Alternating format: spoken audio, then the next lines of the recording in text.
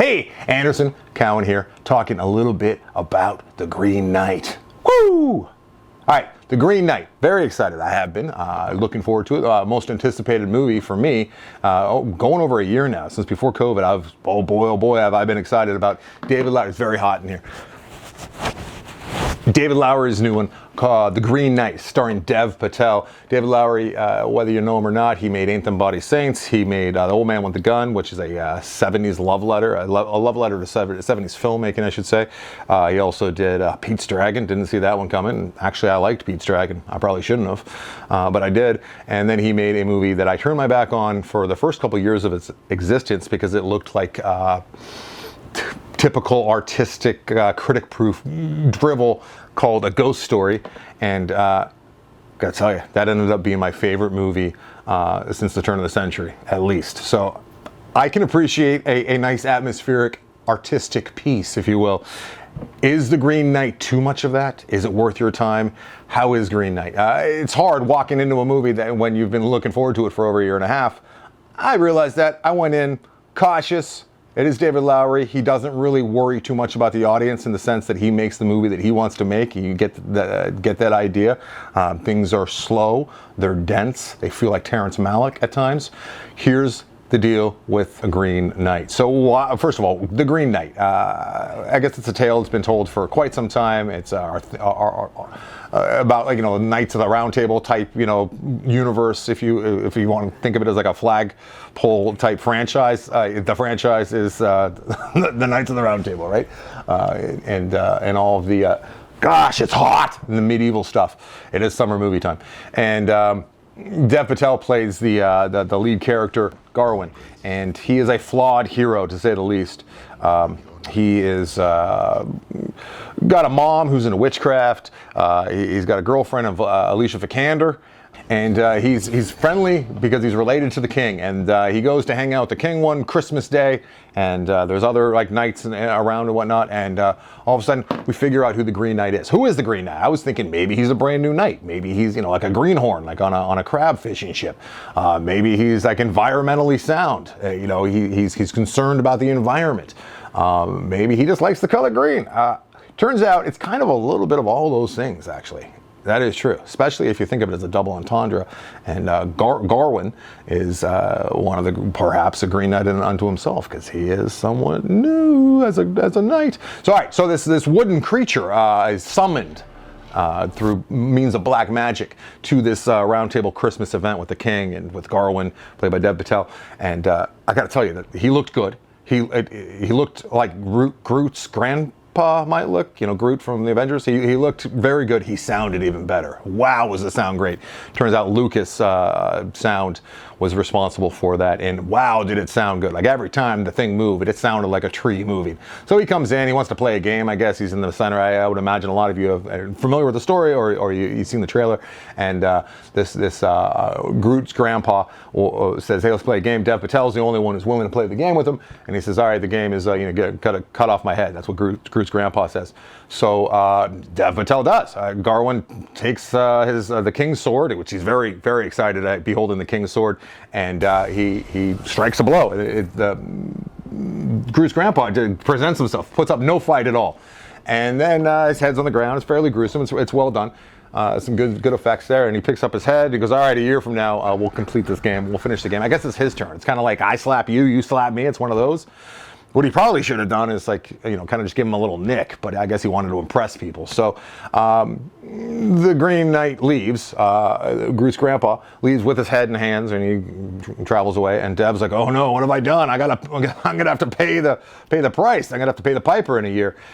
So then the movie is him kind of like fraught and frantic, and then he leaves town. And I thought wrongly that he was leaving town to avoid his comeuppance. But no, he wants to go find the Green Knight. He wants to go make sure that he pays his due or whatever, and go find the Green Knight lives in some kind of green castle or chapel, like way, way far away. You know, and people are riding horses and walking. It's not like you can take an Uber, obviously. So he comes across many, many odd things in his quest, as you'd imagine, most of which you see in the trailer. Some are more interesting than others. There's a scene with large giants. There's a scene with Joel Edgerton towards the end of the second act, third act, which was interesting and I guess fun. All the while, it's kind of letting you know that there's something being said more than, you know, what's on the page. There's a lot of subtext, a lot of symbolism here. And ultimately, as far as I could tell, what was being gone after is mankind treats nature poorly, and we should be giving back and sacrificing, but we don't, more often than not.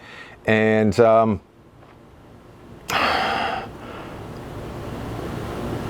I guess that's about it. And the question is, was it worth the 2 hours and 5 minutes watching this and watching these events unfold and this quest unfold, which is not an anti-quest, it's a true quest. And I gotta say, kind of.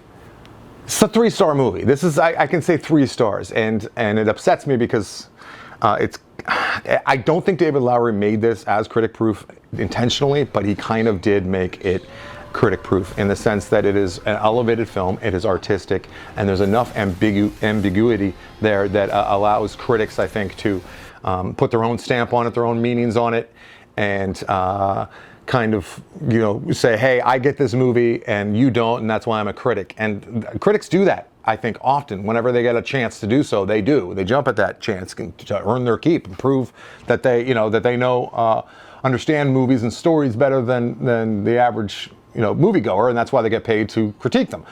And this movie is like the prime example of that kind of a movie. So critics are somewhat falling all over themselves for this movie. It's not what I was hoping it would be. Some of the effects are great. Some of the sound is great. I never really accessed Cowan in the sense that I never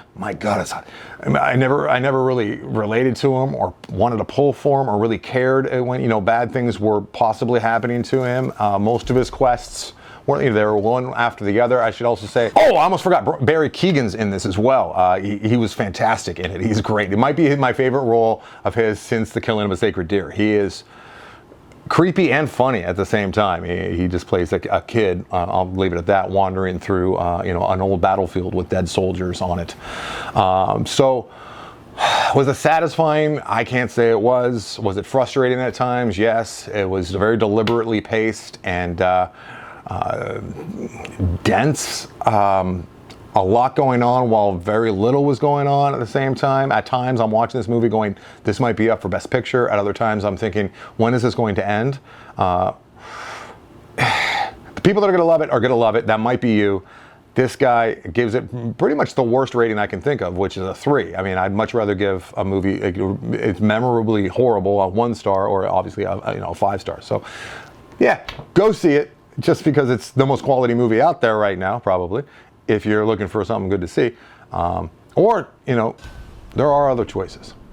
So next week, I'll be doing The Suicide Squad. Not Suicide Squad, The Suicide Squad. And like I said, I'll be doing these every Friday. And then I also talk about these in much more length on the Film Vault, which is available on iTunes and wherever you can find podcasts, as well as Cinematics. I talk about movies every day, pretty much, somewhere and at length.